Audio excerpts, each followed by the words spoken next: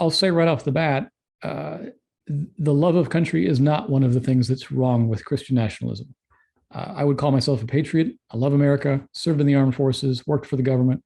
We're about to celebrate 4th of July, love it. And there's so much to celebrate about the United States and our history.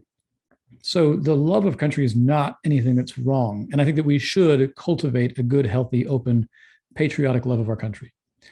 I think what's wrong with Christian nationalism, there are so many different things wrong with it.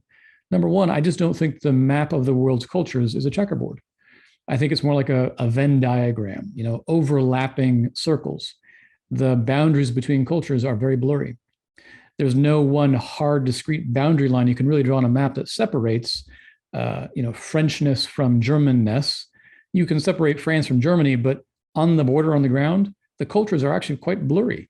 And you can see influences from both kinds of cultures in the border regions of France and Germany. I'm just using that as one example.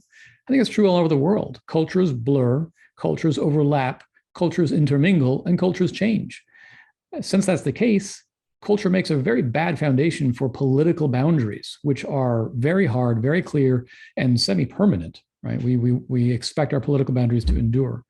So this idea that our political and cultural boundaries should overlap, there should be a one-to-one correlation, is, I think, kind of impossible on its face. And that means whenever nationalists try to make them overlap, they end up having to rely on measures that are more or less coercive. And so that's when we get in this idea that nationalism is inherently illiberal.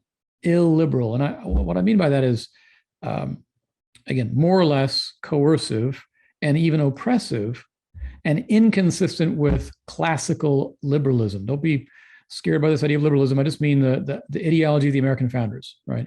It is inconsistent with the ideology of the American founding because it involves the government telling us who we are. And as an American, I want to say, who are you to tell me who I am? I don't think the government has a role here in telling me my own cultural identity. And what if I don't happen to fit into that cultural template? What if I don't want to? What if I don't want to fit into that cultural template?